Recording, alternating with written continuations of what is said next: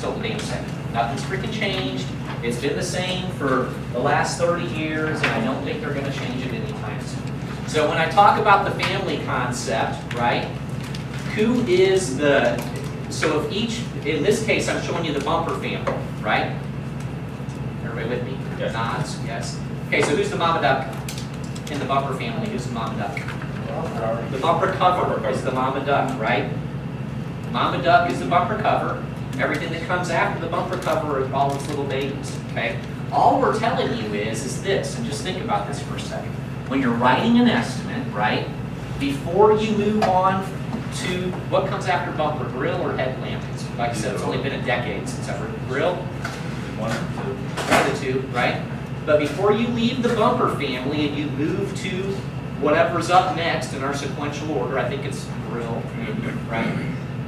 Just make sure that you look at every single part that's in here and say yes or no, right? It's not, it's a 30-second deal, right, before you move on, right? So did we need any of these clips and brackets, right? The absorber, the rebar, any of the stays left or right, do we need any of those before we move on to the grill and then you rinse and repeat, right? Why do I say that? 9 times out of 10 on Friday, what is stopping a car from going home to their shop? Is it an upper rail? Bracket. It's a bracket and a clip or a special order clip for the door handle that we all of a sudden decided not to say anything about. Or the fact that we bent the run channel or something stupid when we took, right before we sent the car to paint, right? It's those kind of things, right? So all I'm saying is that if you account for each one of these little pieces before you move on, and in a perfect world I'm having that conversation with the gentleman or lady who took the car apart, right? And I'm like, do you need this? Do you need this? No, yes, no, yes. Right, exactly, about communication, right? So if you do those things, right, if you just slow down just a little bit, right? I know it's a super fast-paced job that we have, and there's always things pulling you, right? Like while you're in the middle of writing that sheet, you're thinking about 17 other different things that you got to do as soon as you get done with that. But if you will slow down just a little bit and make sure you account for all the little babies within the family before you move on, you will miss less parts. You will have a better parts order. The cars will go home quicker. You will have less delays. You will have less redundant work, right? It's a simple little thing.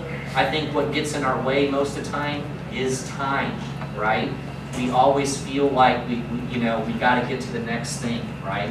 And the thing is that if we slow down for 15 minutes and get a more accurate parts order, then later on, while that job's going through the shop, you're going to spend less time jacking with that car, right?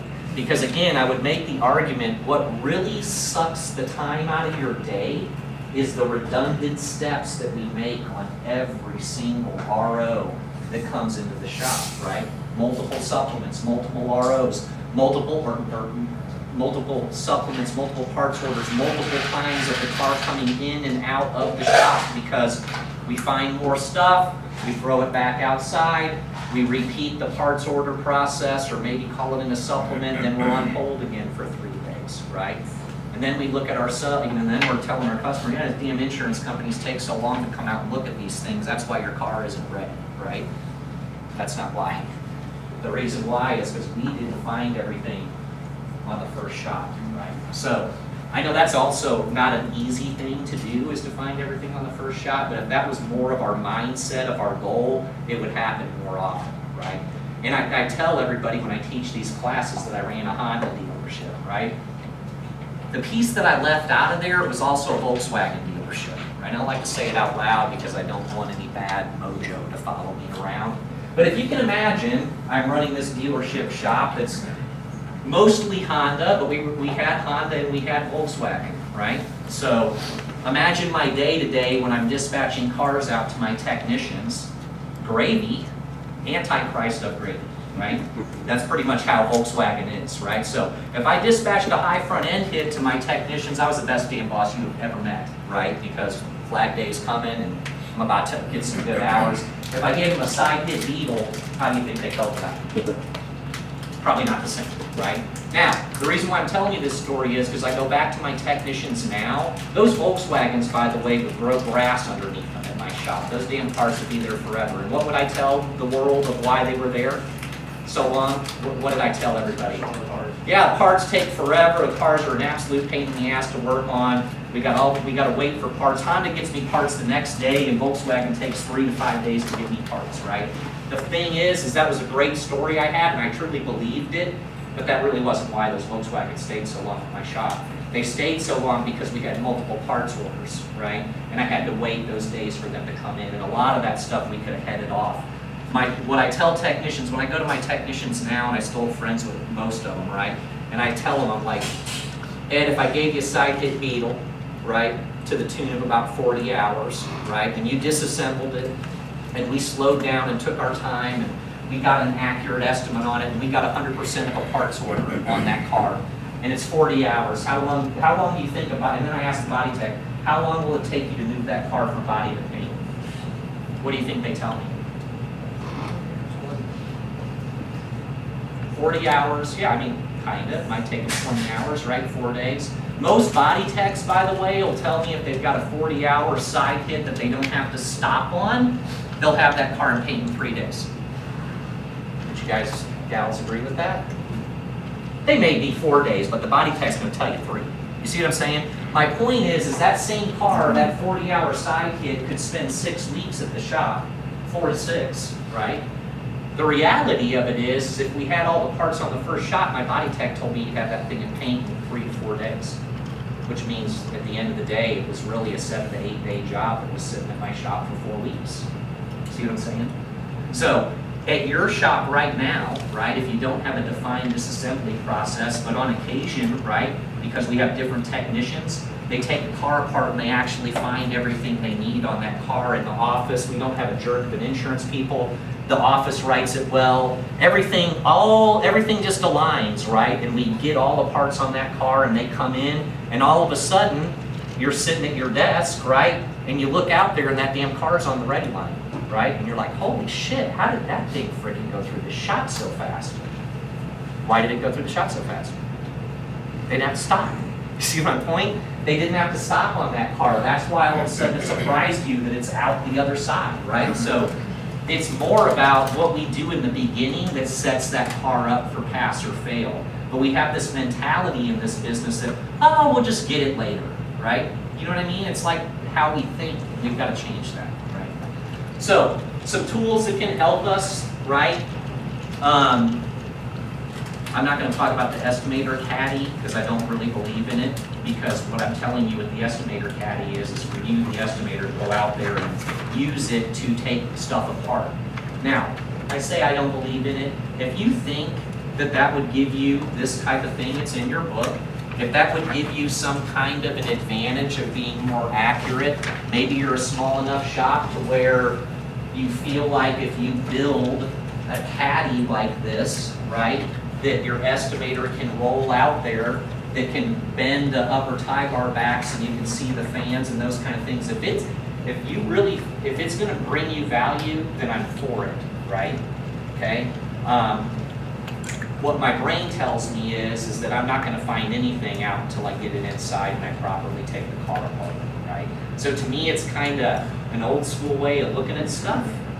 But if you look at that and you're like, this will actually make my shop better, I'll get a more consistent result, then by all means, think, something like this can be helpful. The idea behind the caddy is just to have the tools that you need on it that an estimator or writer can roll out to the car and use to expose some of the damage, right? And if you feel like there's value there, I can completely understand it. I do like this though. Only in Texas would someone add this to their estimator caddy, right? By the way, when I teach this class across the country, they have no idea what this is, this mirror. Y'all know what that is? It's a border patrol mirror, right? And y'all ever been down to the valley, about 80 miles outside of the valley? They stop you and they start looking. That's what that is. That's a border patrol mirror. What I really like is this one lazy ass estimator right here. They attached a flashlight to this dude, right? So he can click on the light so he can see underneath. Hey, look. Again, I mean, I'd rather get the car in the air, you know, there's other things I'd rather do, but if something like this, you find value in it and it can make you better, then I'm okay with it, right? This slide, I'm not gonna waste your time on because quite honestly, all it's telling you is, guess what? It's more expensive to build a car from scratch than it is to buy a car fully assembled from the OE. So we're not gonna spend a lot of time on that. We will talk about the types of parts, right? So here's so everybody in this room knows this. We got OE, we got aftermarket, we got reman, and we got like, kind, and quality. And now there's a new one getting shoved on us too. What's the, Opto-EM. pardon? Opto-EM. Yeah, Opto-EM, right? So Opto-EM is coming into play, which is, I don't know, can you properly explain what those parts are? They're OE, but they're, I hate to use the word rejects, but, Yeah, I don't have a good definition. Yeah. All I know is that 4% of a discount off the list for the insurance company. Yeah. Tariff on it. yeah, there's a tariff. There's a tariff. Opto-EM. Opto-EM, right? It's a fairly new. I guess for lack of a better term, yes, I guess what you said. Yeah, they're kind of like last year's model or something. It's like going to the outlet mall. It's There you kind of go, how I yeah. feel when I Yeah, think yeah. about it, right? It's like, I want those Cole Haan shoes, but I don't want to pay, don't just buy last year's model, it's Cole Haan, right? So, anyway, the types of parts, it's important, right, that we know what we're dealing with. Aftermarket, things that you need to ask yourself, right? And this is a very fluid and changing thing that we've got going on right now with parts. Quite honestly, I'm not sure where it's going to land.